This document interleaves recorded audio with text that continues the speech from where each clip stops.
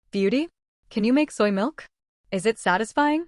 But it was quite enjoyable, and Chinchi enjoyed it so much that he didn't stop enjoying it.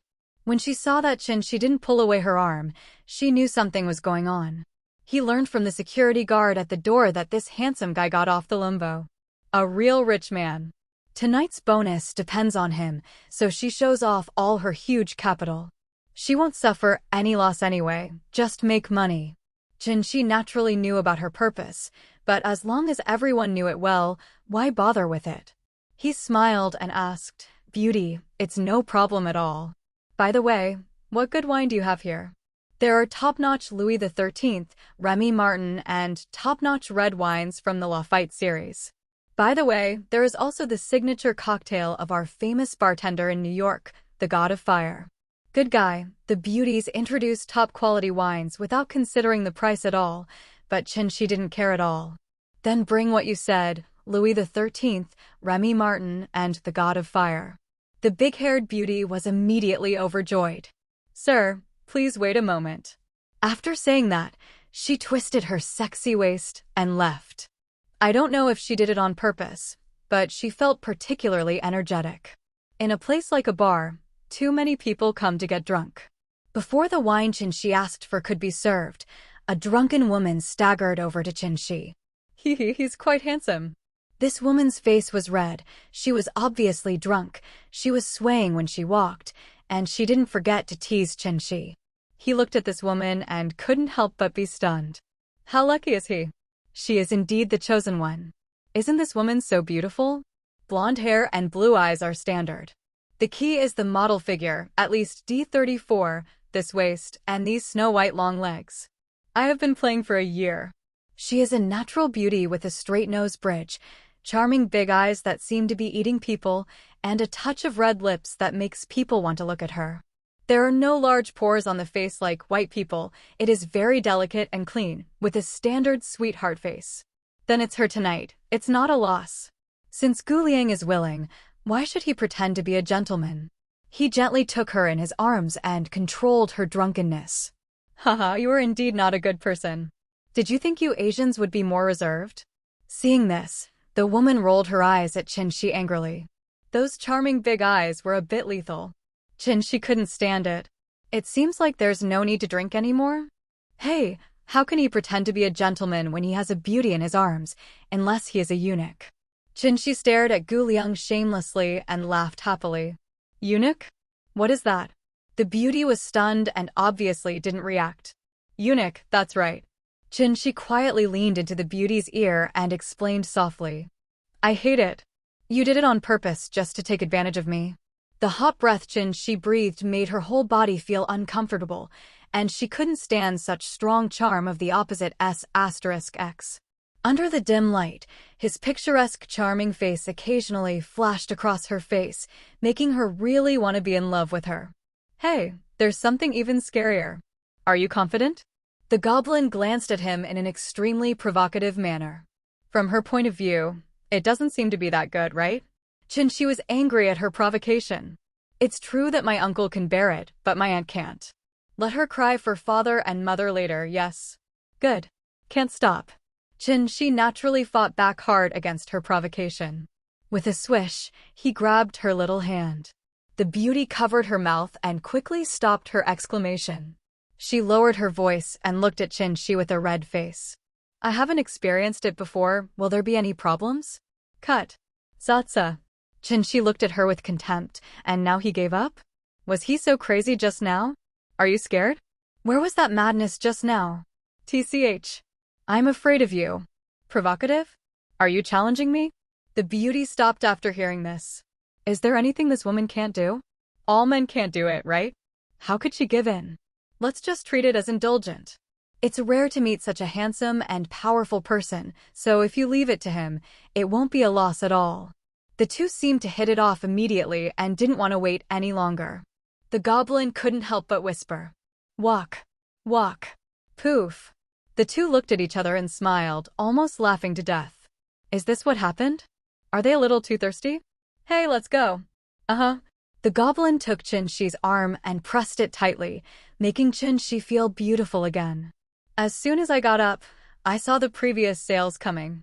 Sir, are you leaving? What about wine? What she was worried about was that she wouldn't be able to open the wine. Wouldn't that be a big loss? Looking at the drunk woman holding Qinshi's arm, she understood immediately that something was urgent. Well, swipe your card. The password is XXX. Save the wine and drink it later. Qinshi took out the card worth more than $1 billion and handed it to her. Yes, sir. Wait a moment. The beauty twisted and left happily. Soon, Qinshi received a text message. Naturally, it all belonged to Tony. Ding, you spent 100,000 Daol, and the balance in the card is 1,003,500,000 Daol. GA. This long series of numbers shocked the goblin. You. Which consortium are you? How can you be so rich? Oh my god. 1, 10, hundreds, thousands, 10,000. 100 million. 1 billion. Qinshi didn't expect that the goblin snatched the phone away and started counting seriously. Well, don't make a fuss, it's small money. TCH, pretend. The goblin threw the phone to Qinshi and rolled her charming big eyes. She was half awake from the drunkenness. It seems that my one-night partner is perfect. The two of them were in love with each other, and they were passionate about it. After taking the bank card, they walked out of the bar. The moment they left, a man quickly followed them in a corner of the bar. This goblin had been targeted by him for a long time, and many people in the bar had been targeted, but after being taken away, they secretly cursed him for bad luck. Only this guy seems different. Are talented people bold? Qinshi held the goblin in his arms outside the door. As soon as he opened Daniel's car door, he realized something was wrong. What's wrong? The goblin noticed something was wrong with Qinshi and asked with concern. It's okay, it's just a rat that doesn't know whether to live or die. Qinshi shook his head disdainfully and snorted coldly. This time, before the goblin could ask any more questions, he was interrupted by an arrogant voice. Rat? Boy, you're so arrogant. Put down the girl in your arms and I can spare your life. Those who are so arrogant often die the fastest, the ones with the lushest grass on their graves. Qinshi turned around and looked at the person who came, a standard little yellow guy with an arrogant expression on his face that didn't deserve a beating. Won't let me go?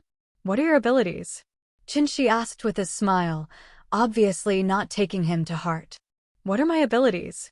If you have the guts, come with me and I'll show you what I'm capable of. Huang Mao raised his fingers provocatively at Chunxi. Okay, I'm just warming up.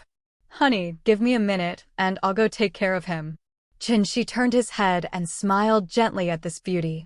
Then be careful and don't force it. She said worriedly that she originally didn't want him to argue with these scum of society, but when men spoke, she instinctively didn't want to interfere in matters between men. She also believes that behind such a large consortium, there are naturally powerful bodyguards protecting it secretly. In her worried eyes, Chunxi and Huang Mao quickly arrived at the back alley of the bar. Seeing that there was no one around, Huang Mao let go completely. He laughed and said, "Boy, no one here can save you for being so crazy. Let me show you how powerful Pyro John is." Chunxi was stunned when he heard this guy introduced himself. Is it such a coincidence that he said there was no trace of mutants in the afternoon? So why the hell did he meet this supporting character when he went out? Are you Burning John? Are you real or fake? Chunxi asked in disbelief. I don't believe in Pyro John. It seems I have to let you see it. After that, he took out a lighter from his pocket, lit it with a puff, and then waved his hand, and a giant pillar of flame rushed toward Chunxi. Oh no, it's quite bluffing. Chunxi screamed strangely. What a pity, this fireman is just rubbish. How hot can a lighter be? It's just pretending to scare people. Chunxi looked at him calmly, raised his hand and grabbed the void, and then saw a water column appear out of thin air. Are you a mutant too? Chunxi's set of operations made John scream uncontrollably. So careless. So careless. The other party is also a mutant. In fact, this was just the beginning of his tragedy. The huge water column extinguished the fire column, and the remaining power still hit him hard. Plop. John immediately knelt down. Haha, rubbish. Chunxi stepped forward and knocked him unconscious with a single blow of his knife. System swallow. Ding. John the fireman's fire control ability requires 1,000 points of bioenergy, and the host has 235 points of bioenergy left. Devour. Must devour. Naturally, I won't be polite to such little yellow hair, rubbish in minor supporting roles. He's not very capable, but he has quite a bad temper. He really can't do it without experiencing severe beatings from society. If he were an ordinary person, he would have died at the hands of Pyro Man long ago. How can I still live? I went directly to see the King of Hell. Looking at Huoren who fainted, Chunxi snorted coldly. In the next life, don't pretend to be competitive all day long. You think you are awesome, but in fact you are just a stupid scumbag. Click. After saying that, he raised his foot and stepped on his fragile neck, sending him to meet them in Satan. The unconscious Pyro John suddenly twitched and stopped moving. This guy is just like that guy who pretends to be a hedgehog. He is disgusting and he also pretends to be a hedgehog. No one can beat him, but I am a badass. Chunxi felt that if he met the hedgehog man, he would kill him without saying a word and just give him some more biological energy. As for the rest, forget about that disgusting person's abilities. When he was watching the movie, he was particularly disgusted with that disgusting guy, who was even more pretentious than Burning Man. Shaking his head, Chunxi, who no longer thought about it, lit it with a lighter and controlled the flame to directly burn the thing into dregs and ashes. Ding, kill Pyro John. The host will gain 500 points of bioenergy, and the remaining bioenergy points are currently 735 points. Ding, the host killed Pyro John, completely changed his destiny, and gained 50,000 points. Yes, this guy died a worthy death. He provided me with bioenergy and points. I have to thank him. System, I have a property panel. Generate one for me. Does he know which system doesn't have a property panel? Ding, the system is generating the property panel. Please wait a moment, host. Ding, the property panel has been generated. Please check it, host. A light screen that was slightly simpler than the character attribute panel in online games appeared in front of Chunxi. Host, Chunxi. Age, 22. Level, Earth level. Physique, Frost Giant physique. Abilities, Water Control Level B, Ice Control Level B, Fire Control Level C. Items, Time Stone, Space Stone, Reality Stone, Power Stone, Mind Stone, Soul Stone. N pieces. Points, 50,000 points. Bioenergy, 735 points. The property panel is so simple that it almost has no panels. But fortunately, he had achieved such results within 2 days of entering the Marvel world, and he was already very satisfied. The road is long and long. Don't be in a hurry, take your time. It won't be long before he becomes extremely gorgeous and powerful. In a happy mood, Qinshi hummed a little tune and walked back to the door of the bar. At this time, the little demon's wine seemed to have been blown by the cold wind and he woke up. When he saw Qinshi coming back, he rushed over and threw himself into his arms. You're finally back, and I'm worried to death. She hugged Qinshi tightly, fearing that Qinshi would leave the next second. Qinshi rubbed her little head, which made her not angry, but instead arched her head hard, like a cat trying to find a comfortable position. Hey, what can happen to me? I beat that kid so hard that he ran away in a mess. Qinshi's voice was very soft, but it made her feel extremely at ease. I have sobered up from the wine, and the drunken urge just now seems to have faded a bit. However, she seems to feel that even without that drunkenness, she can do what she wants because she is so excited. The little fairy adjusted Qinshi's clothes, stared into his starry eyes as deep as the stars and the sea, and slowly sank in. She couldn't help but stand on tiptoes, desperately feeling Qinshi's strong and strange charm, forgetting everything and asking for each other. This is the street in America, where freedom is longed for, and openness is their attitude. It has long been common for Qinshi and Qinshi to kiss like this. People passing by stopped and couldn't help but whistle, applaud and cheer. A few minutes later, this wonderful beginning ended until the little goblin was so clumsy that he didn't know how to take a breath. Well, so fast. Oh, hell, you're still not satisfied? Let's go. In response to Qinshi's teasing, the little goblin blushed and hit him hard with her fists to cover up her embarrassment. There were so many people booing around that she didn't dare to look around at all, so she shyly pulled Qinshi towards the car. Rambo the bull roared and walked away in front of everyone's surprised eyes. Fake. So this is love. This is love. The air is filled with the smell of money. I actually believe in love? It seems so simple. Love at the bar door is so reliable. They looked at the sports car going away, as if they understood. After getting in the car, the goblin gave him a navigation address, shyly looked out the window, and stopped talking. In the car, there was a moment of embarrassment. I woke up and stopped going crazy. Fairy, what's your name? 10 minutes later, Qinshi spoke first, breaking the somewhat silent atmosphere. My name is Wanda Django Maximoff. You can call me Wanda. This is my first time going to a bar. Wanda smoothed her hair and said quietly, she didn't know why, she just wanted to explain. Squeak. Qinshi braked suddenly, and a long skid mark on the ground seemed to express how sudden this thing was, and bursts of white smoke rose from behind the butt of the car. This goes to show how excited Qinshi is. A name just surprised him. Your name is Wanda? Do you have a younger brother? Qinshi suddenly turned his head and asked in shock. Wanda was also frightened by Qinshi's surprise. She looked at Qinshi weakly and nodded lightly. Yes, I have a younger brother, Pietro. How did you know? Wanda was also surprised by Qinshi's words. How did he know? Unexpectedly, Qinshi didn't answer her words at all, but bent down and gave her a big kiss. Woohoo! Damn that stinky guy, he went crazy again. Wanda hammered him hard with her little fist and slowly found that she no longer struggled and became compliant. This is far away from the downtown area and is close to the relatively remote Zayabai rented by Wanda, otherwise we would have been complained about long ago. It took a few more minutes before Qinshi chose to let Wanda go, like a kitten. I am the legendary chosen one, right? If I am not the chosen one, it is completely unexplainable. Ha ha. Qinshi felt secretly happy in his heart. In the end, he was so happy that he couldn't help but laugh out loud. Wanda blushed and couldn't help but roll her eyes at him. Really? Why are you always going crazy, every now and then? Hey, what's wrong with you? Are you crazy? Wanda pushed him angrily. Hey, it's okay. No, it's a surprise. A big surprise. This is a gift from fate.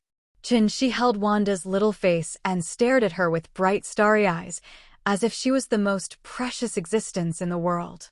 Wanda. Wanda. If anyone can make his heart fall in love with him, it would be Wanda and Jean Grey, these two unsolvable women in the Marvel world. Jean Grey in the Dark Phoenix movie shouldn't be too sassy. She's the kind of woman who's so handsome that she's so handsome. That girl in the Apocalypse movie killed Apocalypse instantly with just one outburst. Wanda, the Scarlet Witch who tore Thanos apart in Avengers 4, is also so handsome.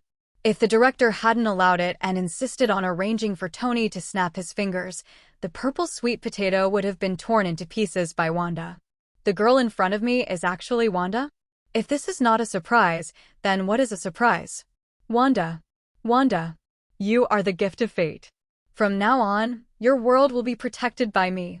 Chinchi's oath was loud and firm in a different way, which made Wanda's little heart beat faster and faster while he was staring at her. Who wants you to protect me? We are just going to quench our thirst today, and then I will kick you out. Wanda's eyes were a little dodgeful, and she slapped away his mischievous big hand and hummed proudly. TCH, you tough-talking guy. Let's go. Is there no one at home? Chinchi curled his lips, got on the pirate ship, and still wanted to run away. What he thought was that if Quicksilver was at home, they would go to the hotel. No, I don't know where that kid went.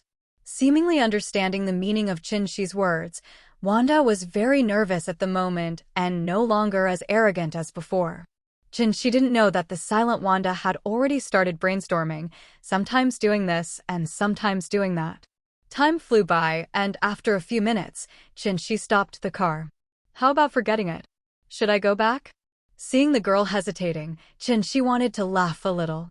This is not the case in this open and free country. There are always some conservative guys. No. Are you scared? Wanda was heartbroken and said angrily, I'm scared. Chinchi glanced at her sideways, picked her up, and rushed through the door. At this time, everything else is superfluous, and you can only prove yourself with actions. Boo-hoo-hoo. The stamina of the wine seemed to come back, and Wanda was completely ignited. The two of them walked in through it, throwing it everywhere. Just entering the bedroom, all the restraints in the way were gone. Chinchi's eyes were mesmerized by the charming scenery, and she looked at her with tenderness and anger. Chinchi handed over a bottle of water, and after she took it, she drank it. Is this what it tastes like?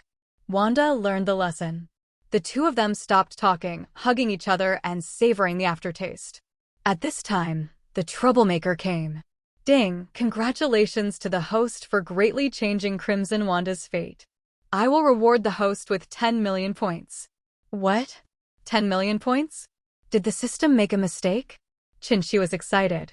Wanda was so angry that she pinched his waist and twisted it several times. Although her strength didn't hurt at all, Chinchi still grinned in order to make Wanda happy. Wanda snorted, very satisfied with his performance. Wanda calmed down again and found a comfortable position to close her eyes and rest. Chinchi also returned to the system again. System, why do you give so much? He asked again. Go back to the host. Wanda's destiny has changed you greatly. Your future life trajectory will revolve around the host. As the darling of the universe in the Marvel world, Wanda's every move is related to the direction of the entire Marvel world.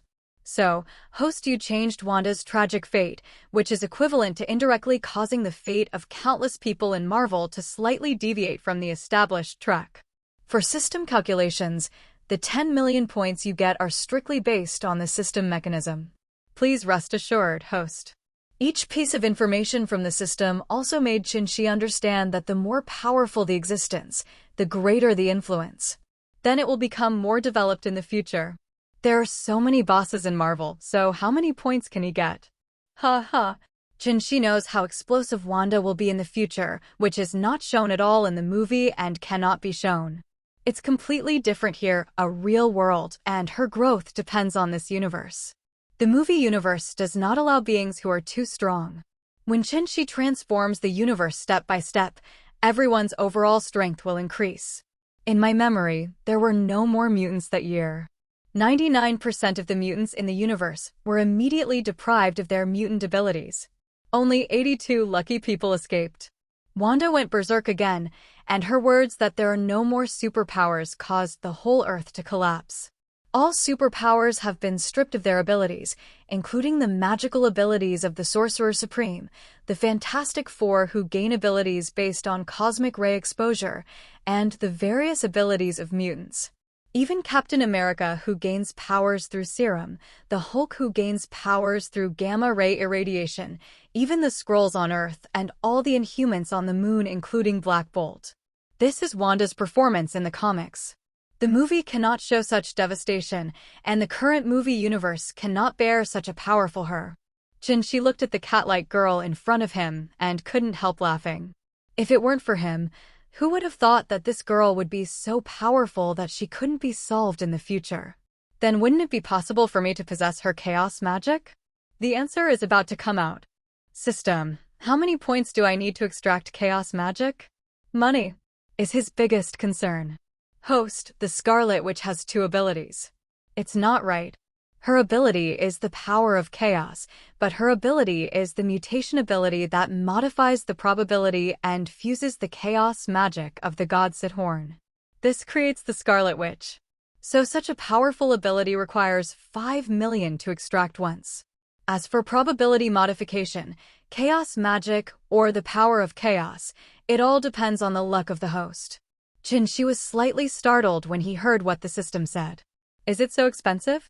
5 million is spent at a time, and the 3 abilities cost up to 15 million because he extracted the modified probability and chaos magic, which may not be able to be integrated like Wanda. Then to extract the same Phoenix power, wouldn't it cost a lot of money? Thinking of this, she felt that he was really a poor man. Just now he was so complacent about getting 10 million in vain. Now that he is fine, he doesn't feel good at all. There are also various other abilities, items, knowledge, technology, and so on, and he has to spend money. If you think about it, you will know that a man's money is bullets. If there are not many bullets, the gun will not be used in the right place. After thinking about it, she felt that it was useless to think so much, so he still grabbed what was in front of him. So he grabbed 2 soft and fragrant cotton balls and tasted them. No matter what, he wanted to feel comfortable first. With this size, he couldn't put it down. That night, not only Chinzawangda didn't get much rest, but also the whole of New York was not at peace. There are surging undercurrents under the dark night, and many forces stay up all night.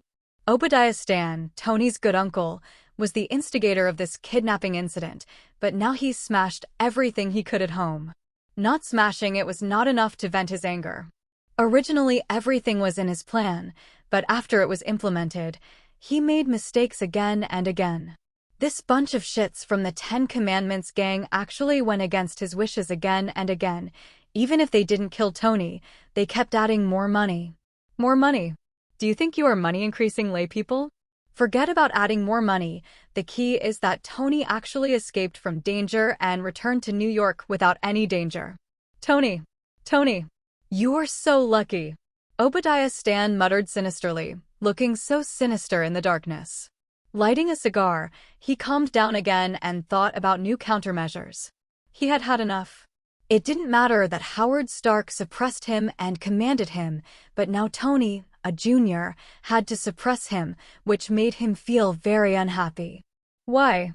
This is just like the ancient emperor who attacked the country and killed the hero. If I leave and his brother refuses to accept it, won't the son's country be unstable? This group of arrogant soldiers must be dealt with by you. You are not afraid of 10,000, but you're afraid that if anyone is dissatisfied, something will happen to you. Jingle bell. Jingle bell. Just when Obadiah Stan frowned and was lost in thought, a rapid ringing of the phone rang. Hey, what's going on? Taking out his mobile phone, Obadiah Stan asked in a gloomy voice. The guy opposite him shuddered, and he could still hear the suppressed anger in his voice. The young man suppressed the nervousness in his heart and said with some anxiety, "Boss, our people quietly went to the cave where Tony was kidnapped to investigate. There is a steel armor inside, and the armor is not in use. We speculate that Tony is preparing to escape from heaven wearing that armor, but he has not used that armor now. Now we suspect that he was rescued by the Asian boy who came back with him. By the way, boss, I have arranged for someone to secretly transport the steel armor back to the country. The intelligence personnel under his command were concise and to the point, and quickly analyzed possible results based on the reports they received. Okay, I understand. Everything is waiting for me to arrange. Obadiah Stan just said lightly and nothing happened. Yes, boss. After hanging up the phone, Obadiah Stan remained silent. His face was uncertain, his eyes were moving around, and he was obviously thinking about it. Tony, you are lucky this time. Don't blame me next time. Obadiah Stan said viciously to the air. He had obviously thought of a countermeasure. Only Tony was still partying. He didn't know that the black hand behind all this was his most trusted uncle Obadiah Stan, and that danger was about to come again. Here at S.H.I.E.L.D., no, it's still called the Homeland Strategic Defense, Attack and Logistics Support Agency. Anyway, it's a long and tacky name. A cold-blooded blonde beauty with big B***** BS quietly came to Nick Fury's office holding a document. Director Nick, this is the information you asked for. In a hurry, we got almost no information. This aloof blonde beauty with big B***** BS is Maria Hill, a level 10 agent of S.H.I.E.L.D. Black Braised Egg Nick Fury took the file, which contained only a few photos and a few sentences of information. Wait a minute. What is going on? Why is there no information at all? Did he pop out of a rock? The Black Braised Egg Nick Fury looked surprised. He pointed at the useless information and asked Hill. That is indeed the case, Director Nick. We identified this young Asian man in the Global Information Database and could not find any information about him at all. Hill didn't give Nick Fury a good look. He was completely businesslike. But Nick Fury also knows that this woman is cold to everyone, and they all suspect that she is a stone girl. Hearing this, he also fell into deep thought. This matter is not simple. He suddenly remembered something and asked quickly, "Have you gone to the Spear Bureau to inquire? Could it be that they have hidden information about this man?" Hill shook his head slightly. "I have already asked the Divine Spear Bureau, and they have not concealed anything, and I can't find any information." Now, Nick Fury was completely shocked. He knew that it was impossible for the Divine Spear Bureau to panic, so he had to doubt the origin of this guy. As a country in the late stage of persecution paranoia, it is even more representative of the late stage of persecution paranoia. If we don't find out, we will be restless and unable to sleep well. When a person who doesn't know the details gets together with the largest arms dealer, he always feels that something is wrong. No, something must be done. He quickly picked up the phone on the table and dialed, regardless of whether it was midnight or not. "Hey, who is it? It's so late at night. Don't you know that a beauty's sleep is very important?"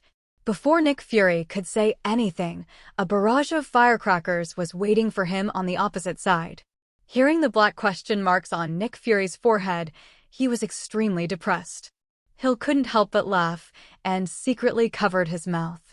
It was so rare to see Nick Fury, a famous talker, being deflated. "Ahem, Natasha, it's me. Nick Fury, I have an urgent task for you. Help me get in touch with someone and get some money." Despite the pain in his head, he still arranged things in a serious manner. "Okay, I know, it's annoying." With a snap, Natasha mumbled and hung up the phone. Toot toot, toot toot. He was disheveled in the wind. The busy tone on the phone made Nick Fury's face turn darker than black coal, although it couldn't be seen. "Mom, fake. Do you still have any quality? Can you respect your superiors?"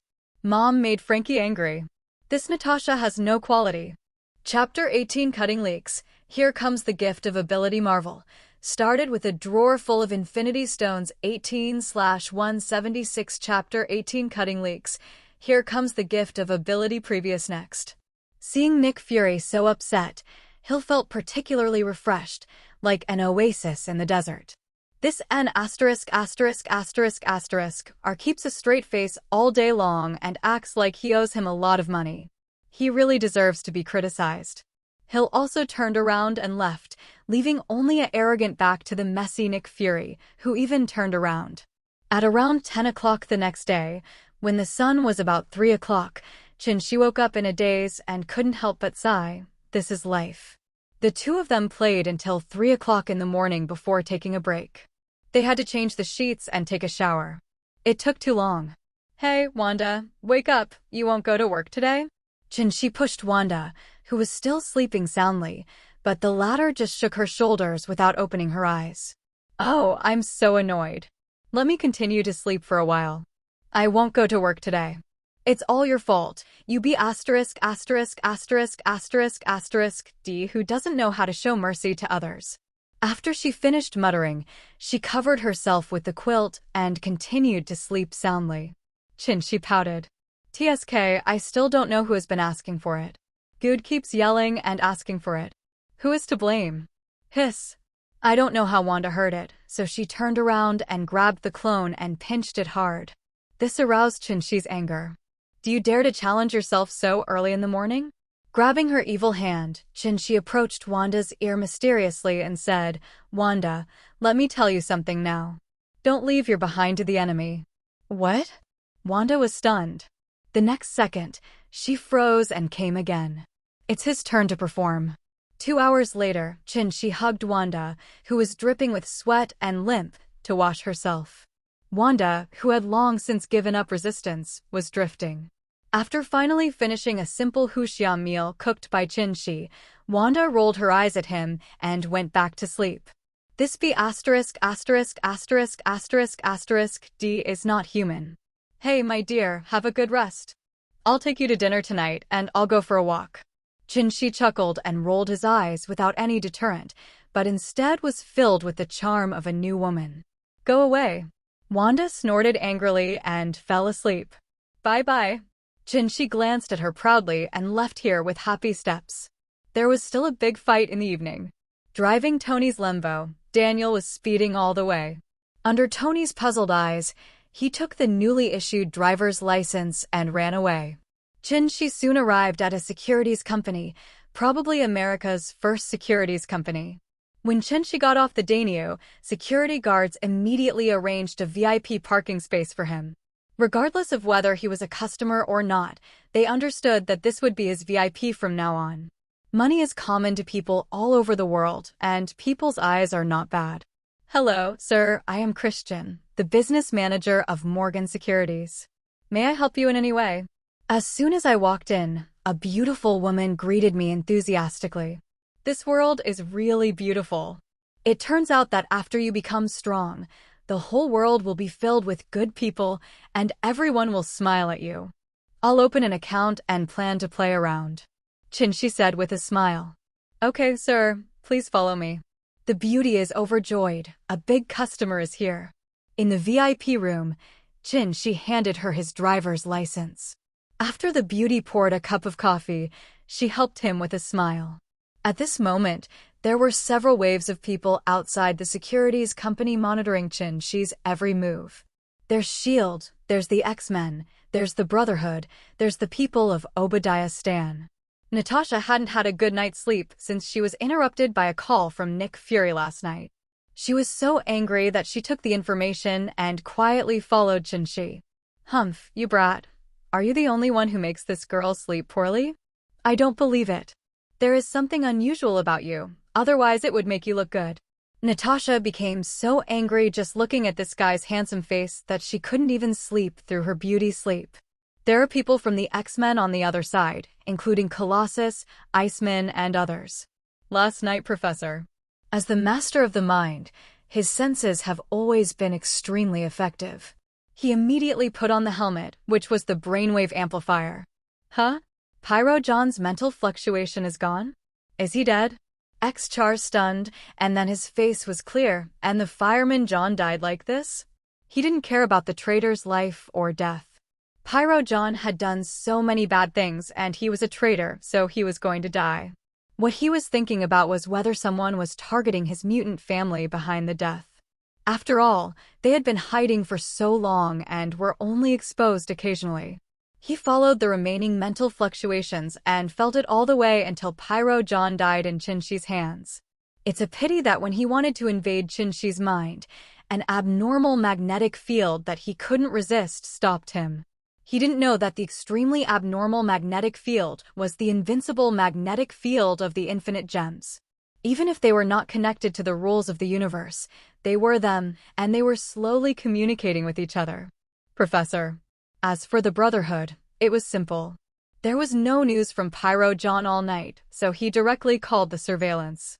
Naturally, Magneto also knew that his men were killed by Qin, so he wanted to bring this stronger man into their camp. Regarding the circles of forces outside, Qin had long sensed their existence, but was too lazy to expose them. Although they don't know each other very well, he doesn't want to know. If they dare to reach out, they will chop off their hands. I am in urgent need of points and bioenergy. No matter how small the flies are, they are still meat. Just killing them is equivalent to changing my destiny? And you can also generate a wave of bioenergy, so why not? Take action. You should take action. I'm scared to death. While Qin was tasting coffee, the beautiful business manager had already done everything, binding personal information and bank account information. Qin has successfully opened an account. After a while, it will be time for him to cut leaks.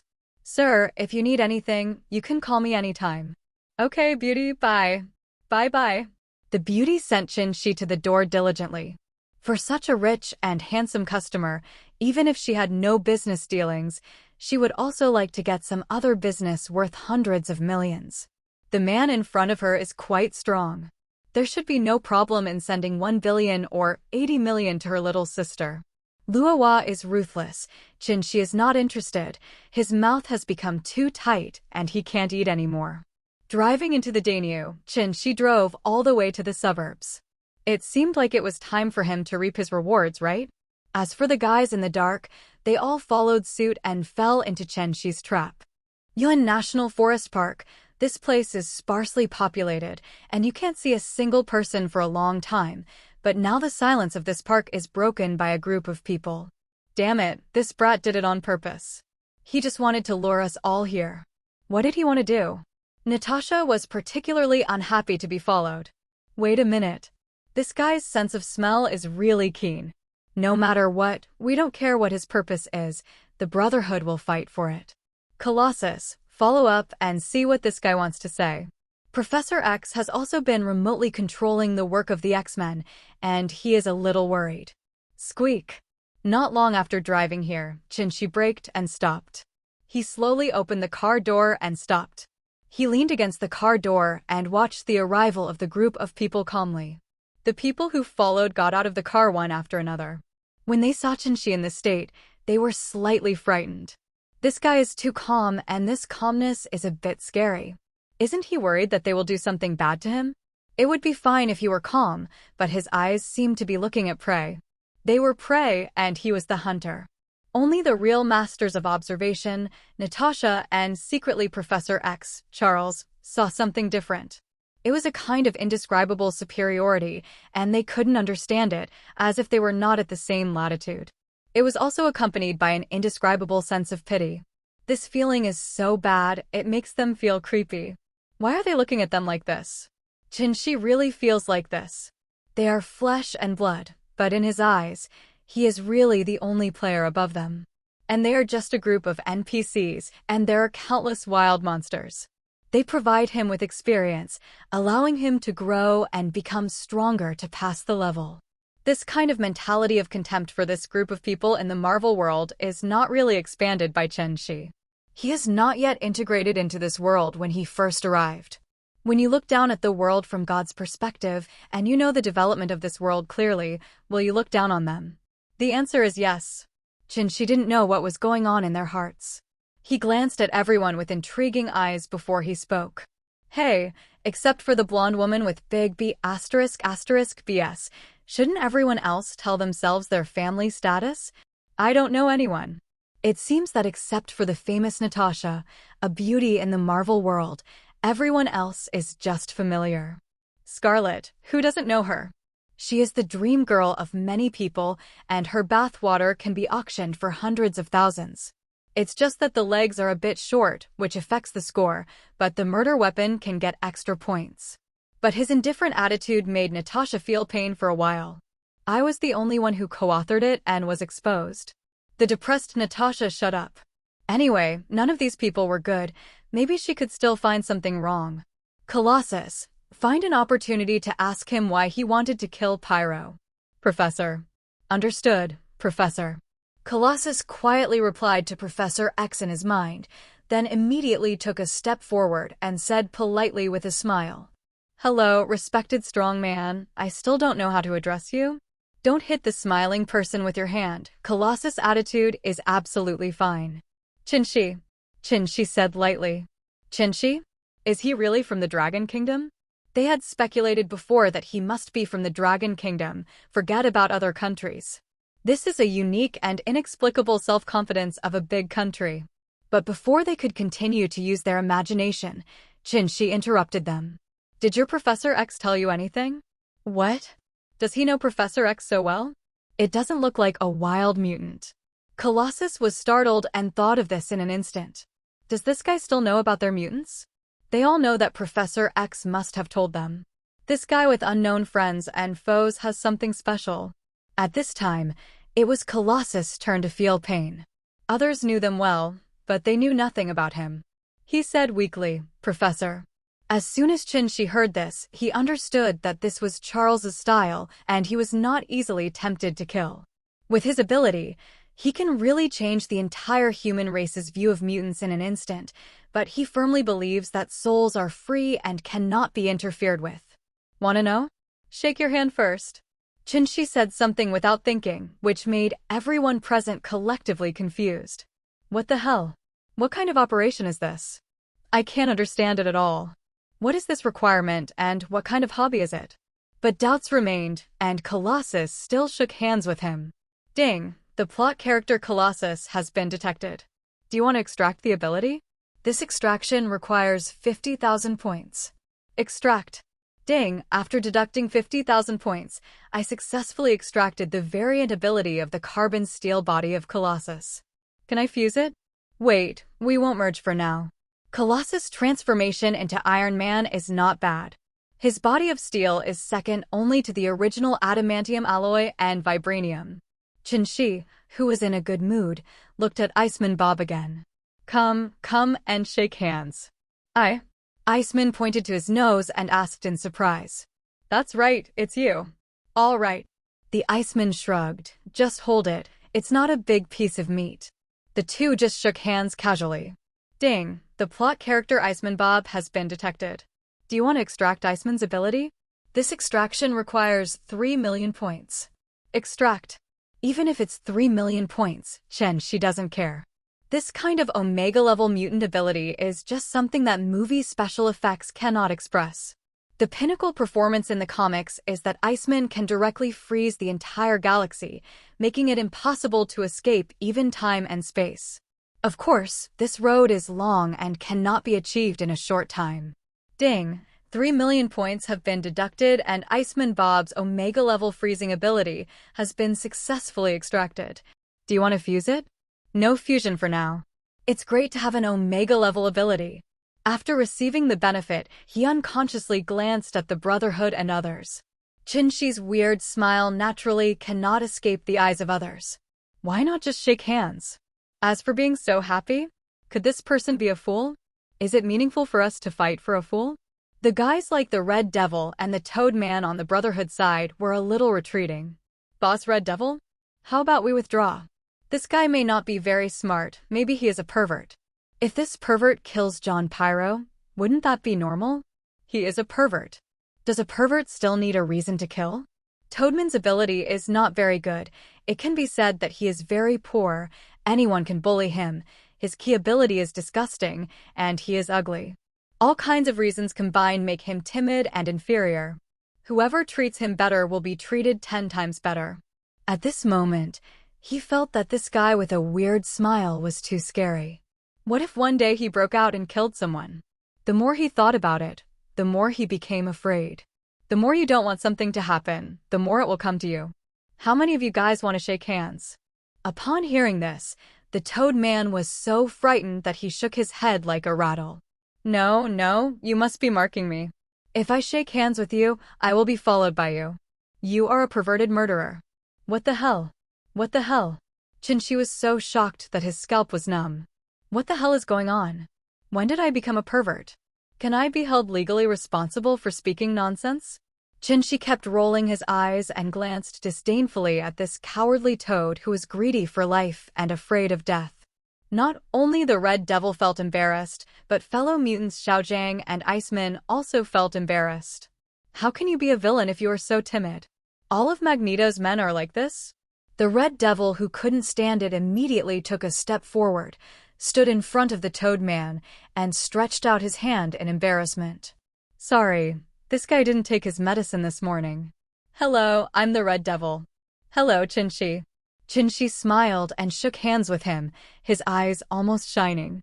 There is only one teleportation ability in the movie Red Devil, which is a bit badly weakened, but it doesn't matter, teleportation is enough. Who hasn't been a middle school boy, and who hasn't fantasized about teleportation, invisibility, and perspective? These are the three most fantasy superpowers. Ahem, being invisible? Naturally, it goes to the three most important places in a man's heart. I understand them all. Not to mention the clairvoyance thing. No one in adolescence has ever thought about it, so don't think wrongly. Chinchi just wanted to use perspective to bet on stones, not to see cherries or grasslands. Teleportation is purely for coolness. It is also used for running away. For example, when you go to someone's vault, you are not allowed to run away. At the moment of shaking hands, the sound that made Chinchi's heart beat faster came. Ding! Test the plot character Red Devil to see if he can extract the Red Devil's ability. This extraction requires 300,000 points. Extract. Chinchi's voice was slightly excited. It's coming. It's coming. Ding.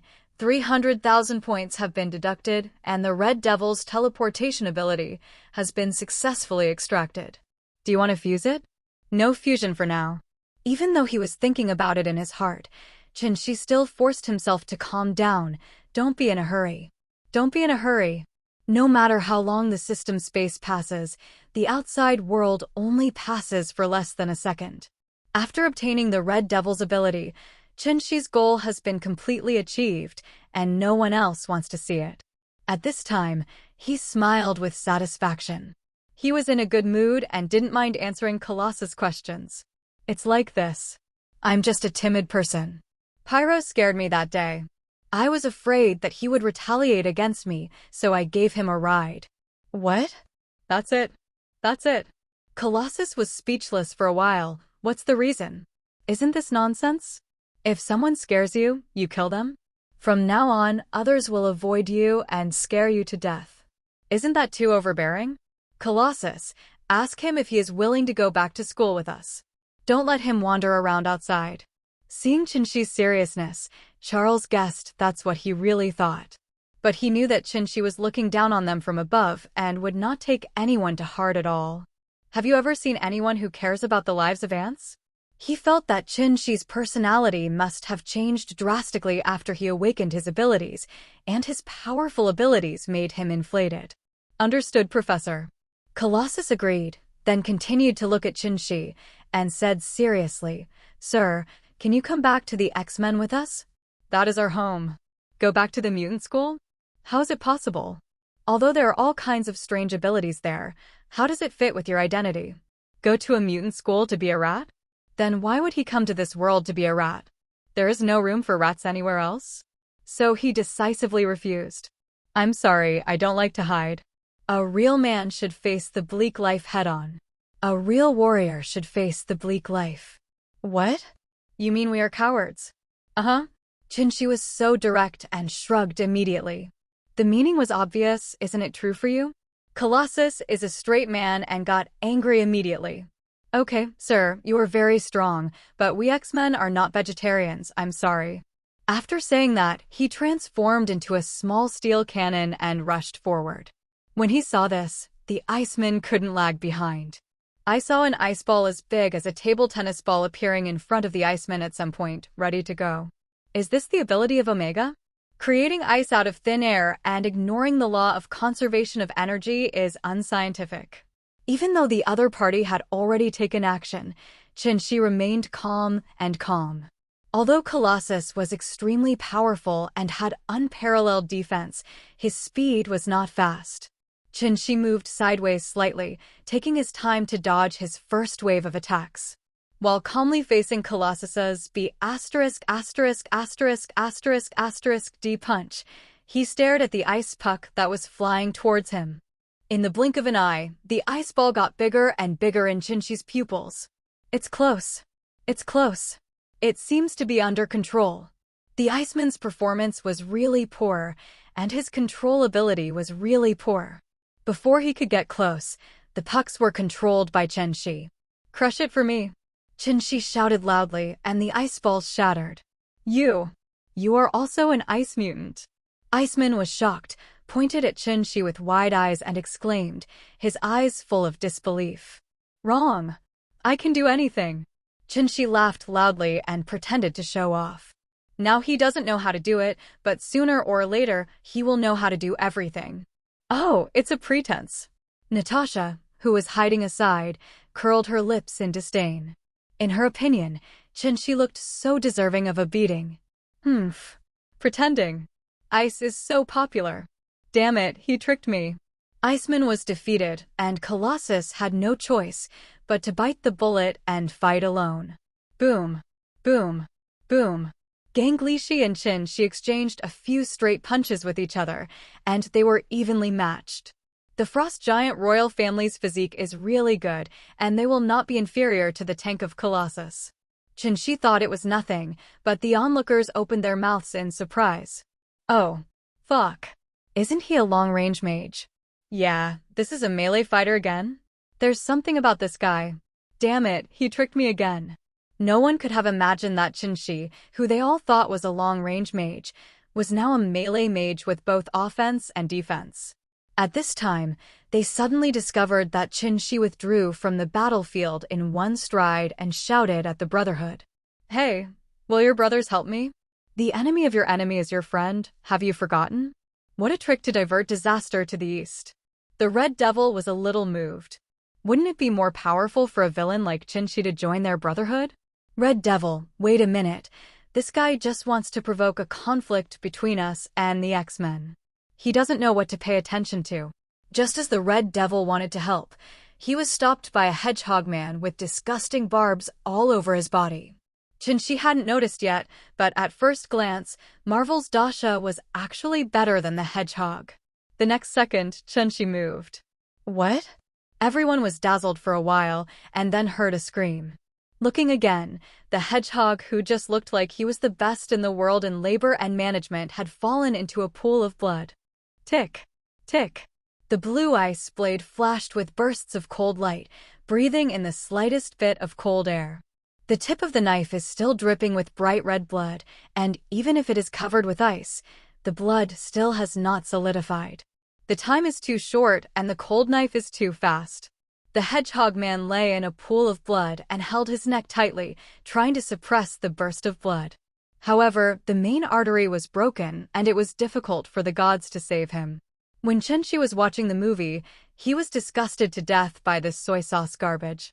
Now this idiot has jumped out again. Isn't he going to the manhole with a lantern and looking for death? He looked at the frightened hedgehog man with disdain, as if he was trampling an ant to death. Ding, the host kills the hedgehog and gets 500 bioenergy. Chinshi smiled slightly. Okay, the disgusting flies are gone. It's really annoying to be buzzing all the time. By the way, do we want to continue? Colossus? Iceman. At this moment, although Chinshi looked at the two of them with a happy face, which made them shudder violently, this smile looked like a devil's smile to them. Kill someone just because they disagree? No. Not even a word was said. Could they be able to deal with such a person? Both of them were frightened by Chinshi's ferocity. They are just babies in the greenhouse. They have never killed anyone at all. They only occasionally send super criminals to the police station. They are too weak. We. The two stammered, not knowing what to say. Haha, go back and tell Charles that I am a very principled and reasonable person. I will not offend others unless they offend me. I am a good person, a very good person. As soon as these words came out, Natasha and the Red Devil almost believed it. A person who kills people without batting an eye will be a good person? Then you can award a peace prize even if you turn on the lamp. Just when Colossus and Colossus were at a loss, Charles's voice sounded again. Okay, come back. He is beyond your control. Hearing this, the two Colossians were relieved.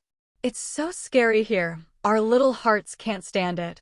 After hearing the instruction, Colossus bowed to Qin-Shi and left in a hurry with Iceman. When the X-Men left, Qin-Shi looked at the Red Devil again and said with a half-smile, "What about you? I killed 2 of you. Do you want to seek revenge from me?" No, I want to thank you, sir. I've long been unhappy with the Fire Watcher and this Hedgehog Man. The Red Devil waved his hands repeatedly. Since there's nothing wrong, let's go. I won't entertain you anymore. Qin-Shi sent them away immediately. He had more important things to do now and had no time to blabber. Okay, then we won't disturb you, sir. The Brotherhood will always welcome your presence. The Red Devil bowed very gentlemanly and left with the Toad Man. Sudden. Wait a minute. Take care of all the guys behind. These mercenaries know too much. Qin-Shi stopped them and pointed to the mercenaries in the distance. Understood, sir. The Red Devil agreed, and then saw a burst of red mist drifting by, followed by screams. The teleporting Red Devil has become a nightmare for this group of mercenaries, and the unpredictable knives can harvest fragile lives to their heart's content. You are so cruel.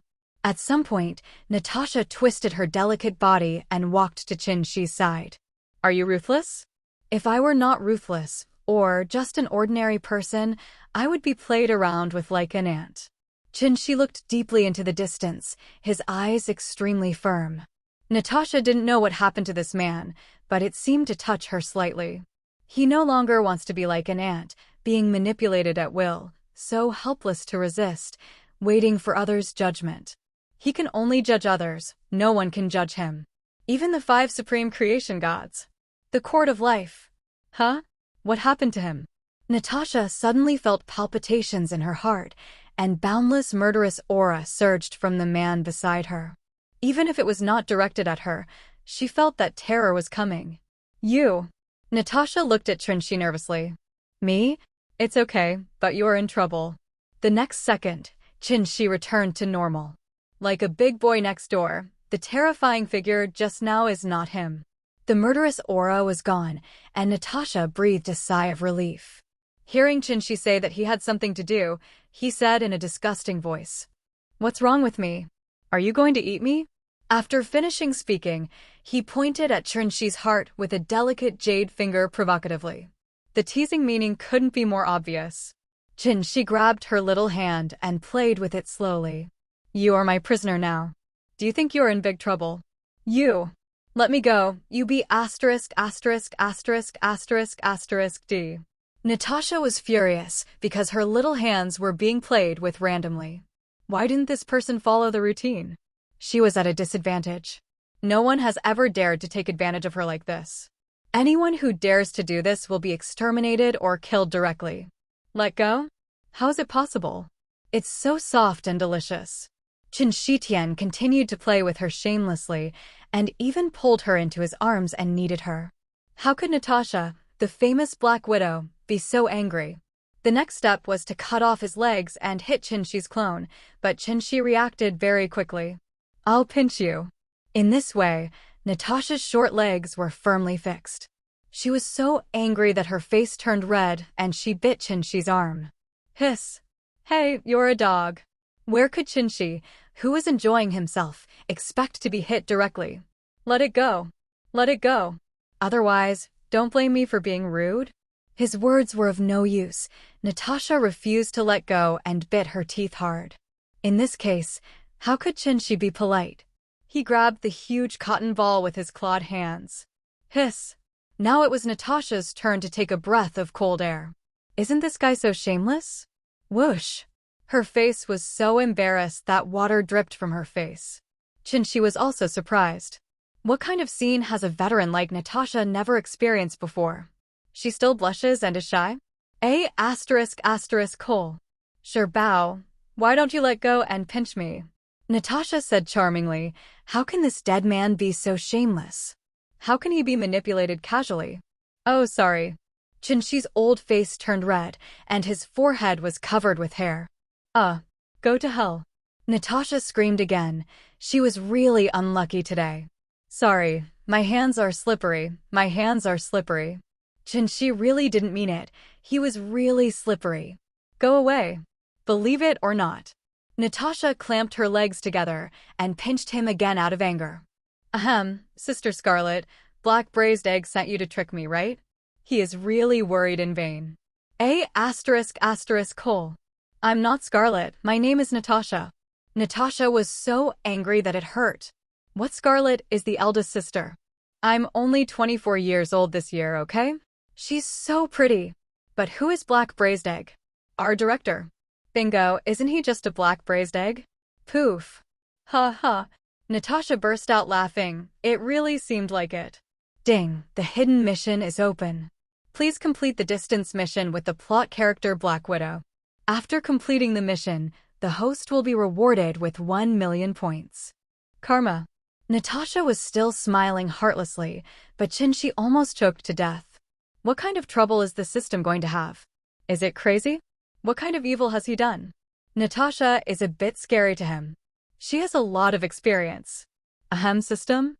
What do you mean? Is there a time limit for the task? Host, please complete it within a month, otherwise the system will judge the mission as failed. To go up or not to go up? This is a question. Should I endure the punishment of this beauty indifferently, or should I give up this small amount of money that is easily available?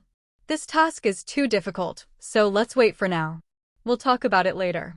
We'll talk about it later. While Chinshi was thinking to himself, he secretly looked at Natasha with his peripheral vision. This eldest sister is quite big. What are you looking at? Have you never seen a beautiful woman? If you look again, your eyeballs will pop out. Natasha glared at him fiercely. TCH. I'm afraid of you. Chinshi would not be spoiled, so he immediately shouted back and stared at Takeyuki with fierce eyes. You! Natasha was so angry that she was bouncing up and down, making Chinshi worry about the quality of the clothes and whether they would burst. Stop. Don't worry. I believe Lu Dan can hear our speech now. Can you tell us your purpose? Seeing that the tigress was getting angry again, Chinshi quickly diverted his attention. He was having a hard time. F***KF***K. Natasha asked him about his origins and purpose. We can cooperate. We can do what Tony can do. Winning over has always been their common method. Iron Man, Thor, Green Man, Spider-Man, Wanda, and Quicksilver were all won over, weren't they? It's not that there is no betrayal, it's just that the chips for betrayal are different. They're good at giving any medicine to any person. As for giving him a nickname, Mama Fake said, I am a turtle, Teenage Mutant Ninja Turtle. Our director Nick Fury asked me to ask you about your origin and purpose. Can we cooperate? Natasha blurted out and almost shouted, Black Braised Eggs. Fortunately, she was too professional and stopped herself. For your sake, it's not impossible. Chinshi touched his chin, seemingly thinking about it. Really? Then tell me quickly. Natasha was overjoyed. She was still more charming. This girl was still the same girl. Well, I also want to cooperate with you. After all, I'm new to Earth and I'm really weak. Chinshi said casually. What? New to the Earth? You said you are an alien? It was a pain to see Nick Fury on the opposite side. Damn fuck. Why do aliens like the Earth? The Skrulls are like this, and so are the Kree. Then which planet are you from right now? It's really a headache. Black Braised Egg scratched his bald head. He used to be a handsome and *******R, and he was once the tall, rich, and handsome guy in the hearts of black girls. After joining the Secret Service with a long name, everything has changed. I was so worried that my hair was all gone. My hair was like that time, gone forever. Nick Fury, who was very upset, quickly asked Natasha to continue. Our director Nick Fury asked me to ask you which planet you are from and why you came to Earth. Natasha rolled her eyes and asked helplessly. This Nick Fury is really confused. Where are the aliens? Could this bad guy in front of him be an alien? Can aliens have the same aesthetics as Earthlings? She can remember all the bad things this guy did to her. What kind of alien would do this? She's all wet now. It's so painful for an older single woman. This bad guy is so good at playing. She didn't know Natasha's slander. He thought about it and said very seriously, "My alien name is Ultramantiga, and I come from a distant alien galaxy group, the M788 Nebula, which is an extremely developed super galaxy group. Our technology is about 1,000,000 years ahead of the Earth's. The Korean scrolls are really weak compared to us. Our king sent me here to save the Earth and maintain love and justice in the universe. In a few years, aliens will invade the Earth.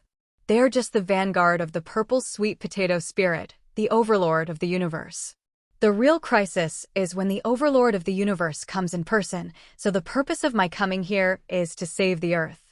Shi was eloquent and talked seriously for a long time. He had never felt that he was so serious. Of course, Natasha didn't believe even a single punctuation mark of what he said. Everything about Ultramantiga, M788 Nebula, and the overlord of the universe were all nonsense. She immediately glanced at Shi with contempt. Bragging ratio. Snap. As soon as Natasha finished sucking, she felt her butt being slapped hard. "Why did you hit me? I'll fight you." Gritting her teeth, Natasha rushed towards Shi angrily. "Stop." Then Shi held down his little head and suppressed him directly. This guy has short legs, so no matter how you show your teeth or claws, you can't hit him. In the face of absolute power, fighting ability is vulnerable. The two of them were messing around here, but Nick Fury on the other side was so scared that he was sweating profusely and his face was cloudy.